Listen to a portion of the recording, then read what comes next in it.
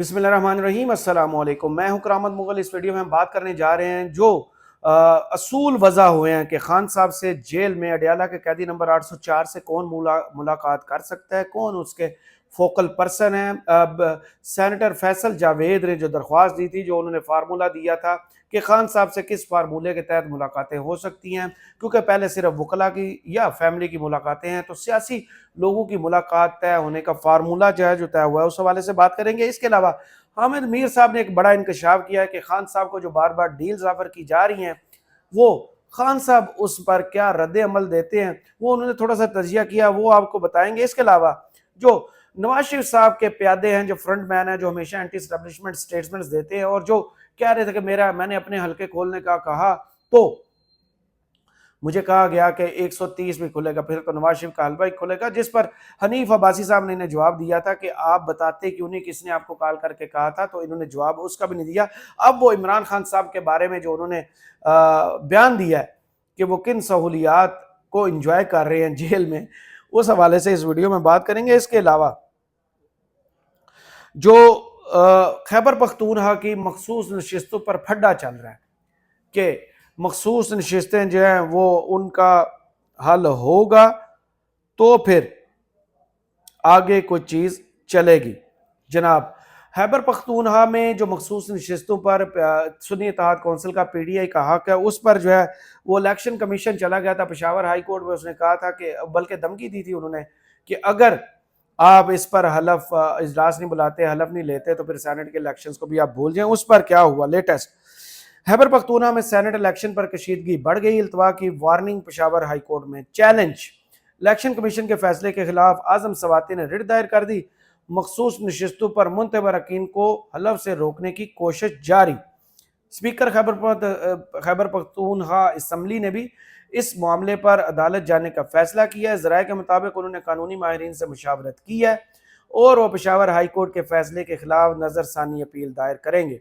PTI रहनुमा आजम सवाती ने election commission फैसले के खिलाफ रिट दायर की है, जिसमें सतह की गई है कि इलेक्शन कमीशन का फैसला कल अदम करार देकर 2 अप्रैल को सेनेट इंतखाबात को यकीनी बनाया जाए। आजम सवाती सेनेट इंतखाब में उम्मीदवार है और सेनेट इंतखाबात में उम्मीदवार को सुने बगैर फैसला जारी किया गया, जबकि जिन मेंबरान की दरख्वास्त पर फैसला दिया गया वो भी मुंतहब हैं, हलफ भी नहीं लिया। इसमें मजीद सो के PTI रहनुमा बैरिस्टर साहब ने भी अपने एक हालिया बयान में कहा कि इलेक्शन कमीशन का फैसला गैर कानूनी है और सेनेट इंतखाबात को रोकना या मुलतवी करना गैर है। इस पर मैं डिटेल वीडियो एक कर चुका हूँ कि माजी में इलेक्शन कमीशन का क्या रोल रहा है। PTI वर्सेस जो है वो एक पॉलिटिकल पार्टी की तरह उन्होंने रोल अदा किया था, उसकी तो पूरी तफसील में बता चुका। इस वीडियो में आगे थोड़ा सा बात कर लेते हैं। कल जो मीडिया पर खबर चलती रही कि जनाब बाइडन साहब की तरफ से खत आ गया है, लेकिन उसका मेन नुक्ता जो है वो किसी ने भी ना मीडिया में बताया ना किसी ने खत पढ़ा। उसमें मेन नुक्ता ये है कि उन्होंने नई हुकूमत को मुबारकबाद नहीं दी। इलेक्शन जीतने पर उन्होंने इन्हें मुबारकबाद बिल्कुल नहीं दी। इसके बाद जनाब जो बड़ी खबर आई थी जनाब मुराद सईद साहब के हवाले से भी। मुराद सईद साहब जिनके बारे में इमरान खान साहब ने कहा था कि अगर मेरे बाद अगर कोई पार्टी संभाल सकता है तो वो है मुराद सईद। मुराद सईद साहब ने भी सेनेट के इंतखाब के लिए अपने जो हैं वो पेपर जमा कराए थे। उनके हवाले से एक बड़ी खुशखबरी सामने आई, तो मैंने कहा चले इस वीडियो में इसको भी शामिल कर लेते हैं। इस खबर को वो ये है कि मफरूर को भी इंतखाबात में हिस्सा लेने का हक हासिल है। एपलेट ट्रिब्यूनल सेनेट इंतखाबात के लिए मुराद सईद के कागजात मंजूरी का एपलेट ट्रिब्यूनल का तहरीरी फैसला जारी कर दिया गया है। एपलेट ट्रिब्यूनल पेशावर ने सेनेट इंतखाबात के लिए PTI रहनुमा मुराद सईद के कागजात मंजूरी का तहरीरी फैसला जारी कर दिया, जिसमें कहा गया है कि मफरूर को भी इंतखाबात में हिस्सा लेने का हक है। सेनेट इंतखाबात के लिए खैबर पख्तूनख्वा के रिटर्निंग अफसर ने मुराद सईद के कागजात मुस्तरद किए थे, जिसके खिलाफ उन्होंने एपलेट ट्रिब्यूनल से रुजू किया था। 25 मार्च को एपलेट ट्रिब्यूनल के जज जस्टिस शकील अहमद ने मुख्तसर फैसला जारी करते हुए मुराद सईद की अपील मंजूर की थी और अब एपलेट ट्रिब्यूनल ने 26 सफ़ात पर मुश्तमिल तहरीरी फैसला भी जारी कर दिया है। तहरीरी फैसले के मुताबिक एपलेट ट्रिब्यूनल ने मुराद सईद के कागजात के खिलाफ तमाम 8 एतराज़ात मुस्तरद करते हुए उन्हें सेनेट इंतखाबात के लिए अहल करार दे दिया है। इसके बाद اب مراد سعید صاحب اور اعظم سواتی دونوں، جن پر 9 مئی کے حوالے سے انہیں مفرور قرار دیا گیا، اشتہاری قرار دیا گیا، یہ روپوش ہو گئے تھے. اور اعظم سواتی صاحب کا ماضی آپ کو یاد ہوگا، جس تکلیف اور درد سے اور پریشانیوں سے وہ گزر کر سامنے آئے تھے. ان کے پہلے تو جو جنرل الیکشنز میں ان کو انتخابات لڑنے سے روکا گیا، اعتراضات لگا دیے گئے. مراد سعید صاحب کو بھی روک دیا گیا تھا. اب عمران خان صاحب نے فیصلہ کیا تھا کہ اب ان کو سینٹ میں لے کے آتے ہیں، پارلیمنٹ میں لے کے آتے ہیں. تو اس فیصلے کو بھی الیکشن ٹریبیونل نے روک دیا تھا پہلے. تو اب جو ہے وہ دونوں جو ہے وہ سینٹ کا انتخاب لڑنے جا رہے ہیں. اور 2 اپریل کو جو انتخابات سینٹ کے ہونے ہیں اس میں یہ جو ہیں کوشش تو اور امید تو یہی ہے کہ یہ دونوں، اور جو ابھی تک کے حالات ہیں وہ یہی بتا رہے ہیں کہ یہ دونوں سینٹ کے ممبر بن کر سامنے آئیں گے. اس کے بعد بات کرتے ہیں کہ خان صاحب جو 5 اگست سے لے کر 30 مارچ تک، جب آپ یہ ویڈیو دیکھیں گے تب تک تو ٹیکنیکلی 31 مارچ ہو چکی ہوگی. تو اتنے مہینے گزارنے کے بعد خان صاحب کا خوف جو ہے وہ نون لیگ کے ذہنوں سے ختم نہیں ہو رہا. خان صاحب جو ہے وہ سیاست تو نہیں کر رہے اس طرح، نہ سیاستدانوں کو ان سے ملنے کی اجازت ہے، نہ ان کو جلسہ جلوس کر رہے ہیں، نہ عوام سے کنیکٹ ہو پا رہے ہیں. جو وکلاء ان سے ملتے ہیں یا فیملی ممبر ملتے ہیں وہ آ کے خان صاحب کا میسج لوگ تک پہنچاتے ہیں. خان صاحب کے ساتھ لوگ ابھی تک کنیکٹ ہیں. انہوں نے بتایا کہ 8 فروری کے انتخابات میں لوگ کتنا چاہتے ہیں خان صاحب کو، اور جو مینڈیٹ ملا خان صاحب کو وہ 2/3 میجارٹی سے زیادہ کلیم کیا جا رہا ہے. لیکن جو رحمت ہوئی فارم 47 کی اس ملک پر، اس کے ذریعے ہم پر جو حکمران ہے وہ صاحبان آگے، جن کو کہا جاتا ہے کہ وہ مانا بھی یہی جاتا ہے کہ لوگوں نے ووٹ نہیں دیا لیکن سیٹوں پر قبضہ کر کے وہ بیٹھ گئے. اب انہوں نے بڑا عجیب سا بیان دیا ہے جاوید لطیف صاحب نے. ان کو یہ یاد نہیں ہے کہ جب نواز شریف صاحب جیل میں تھے، مریم نواز صاحبہ تھی، یا جتنے بھی نون لیگ کے دوسرے لیڈر تھے، وہ کیا کیا فرمائشیں کرتے تھے، ان کو کیا کیا سہولتیں دی جاتی تھی. اور کون سی جیل جو نواز شریف صاحب نے دیکھی، وہ تو 4.5 سال لندن میں رہے، ان کے تو پلیٹلیٹس گر گئے تھے. اور ڈاکٹر جو ہے اس کو بھی آپ نے سینٹ کا ٹکٹ دے کر کیا کہا بندہ. بہت سی چیزیں ہیں جو آپس میں اتنی لنک ہوتی ہیں کہ ماضی میں جنہوں نے نواز شریف کو نوازا، پھر اب انہوں نے ان کو کیسے نوازا. تو سنیے، 1 منٹ کا یہ کلپ ہے، اس کے بعد آگے چلتے ہیں اور مزید بات کرتے ہیں اس ویڈیو میں. سہولت کاری وہی کر رہے ہیں جنہوں نے 9-10 مئی کا جو سبب بنے، جن کی سہولت کاری سے اتنا انتہا کو وہ بندہ پہنچ گیا. 804 نمبر جو ہے کہ اس نے پاکستان کی اینٹ سے اینٹ بجا دی. آج بھی میں یہ محسوس کر رہا ہوں کہ 11 ماہ کے بعد بھی اگر 9-10 مئی کرنے والوں کو سزا نہیں مل سکی اور خطوط آ رہے ہیں یا نظر آپ کے سامنے یہ چیزیں آ رہی ہیں، تو میں سمجھتا ہوں آج بھی سہولت کاری موجود ہے. اور کیا ہوگا، کیا دیکھ رہے ہیں آپ پھر اس کے نتیجے میں؟ دیکھیں 9-10 مئی کو جو کچھ ہوا وہ بھی پاکستان کے لیے بہتر نہیں تھا. اور آج بھی ان قوتوں کے اشاروں پہ جو مختلف قوتیں حرکت میں آئی ہوئی ہیں، اور جو کچھ 8 فروری کو بھی کیا گیا وہ کروایا گیا تھا. اور آج پھر سے یہ کہہ رہا ہوں کہ وہ 804 نمبر جو ہے وہ تو مزے سے ہے وہاں، وہ یہ تو اپنی اسی طرح لگژری لائف گزارا ہے، بنی گالا سے بھی اچھی، اور اس کو وہ سہولتیں 5 سٹار ہوٹل جیسی میسر ہیں، تو وہ تو مزے میں ہے. مگر پاکستانی قوم کو جو گرداب میں وہ پھنسا گیا، یا ریاست جو گرداب میں پھنس گئی ہے، یا وہ ریاستی اداروں میں بیٹھے لوگ جو اس گرداب سے پاکستان کو نکالنا چاہتے ہیں، ان کی مشکلات میں اضافہ ہوتا جا رہا ہے. بہت شکریہ میاں جان. اس گرداب سے کس نے نکالنا ہے؟ 2017 میں واپس چلے جائیں، آپ کے لیڈران تو آپس میں ان کے بیانات نہیں ملتے. آپ کس کی بات کر رہے ہیں؟ اگر یہ 5 سٹار سہولتیں بقول ان کے وہاں پر موجود ہیں تو آپ نواز شریف صاحب کو بھی رکھ لیتے. وہ لندن کیوں گئے تھے؟ اور کس چیز کا آپ کو اتنا خوف ہے؟ خان صاحب نے ایک سائیکل مانگی، آپ نے پھر بل نکالے جعلی، اور اب آپ کے یہ بیانات، کوئی لگتا ہے کہ اوپر والا خانہ بالکل خالی ہے. اس کے بعد کاروائی ڈالتے ہوئے نا،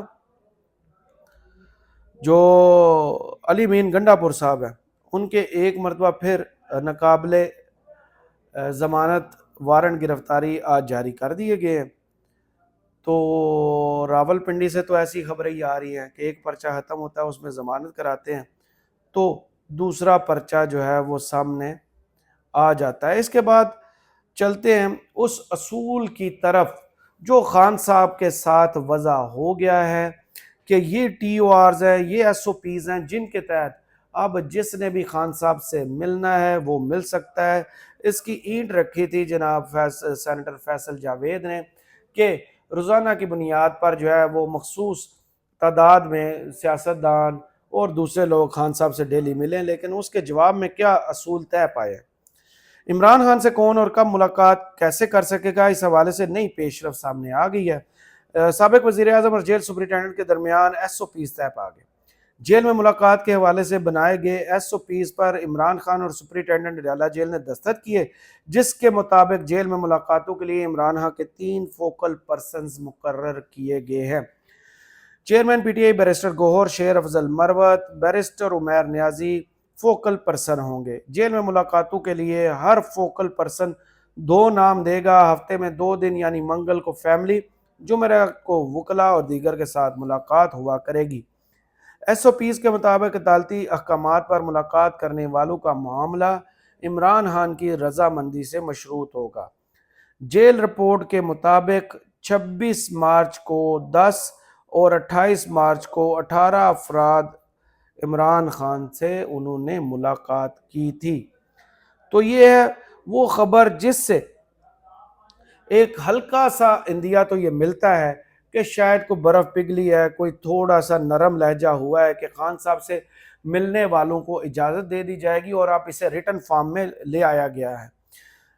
اس کی بنیاد جو ہے وہ تھوڑا سا سپورٹنگ آرگومنٹ جو ہے نا، وہ لگتا ہے سینئر صحافی جو ہیں وہ حامد میر صاحب، ان کے اوپینین سے آپ کو بھی کئی مرتبہ اختلاف ہوتا ہوگا، ہمیں بھی اختلاف ہے، لیکن انہوں نے ایک بڑی پتے کی بات کی ہے کہ عمران خان صاحب جو ہیں وہ ابھی تک جیل میں ڈٹے ہوئے ہیں، جھکے نہیں ہیں، ٹوٹے نہیں ہیں۔ جو یہ کہتے تھے کہ وہ چھپکلی سے ڈرتا ہے، وہ ان کے الزامات ہے نشہ کرتا ہے، وہ 2 دن نہیں نکال سکے گا جیل کے اندر، جیسے لگژریس لائف اس نے گزاری ہے، وہ تڑپے گا، وہ دعائیں کرے گا، وہ معافیاں مانگے گا، وہ التجائیں کرے گا، ہمیں ریکویسٹ کرے گا کہ مجھے جیل سے نکال دیں، جو آپ چاہتے ہیں میں کرتا ہوں، اس ملک سے کہیں گے تو میں چلا جاؤں گا۔ یہ ان کے دعوے تھے۔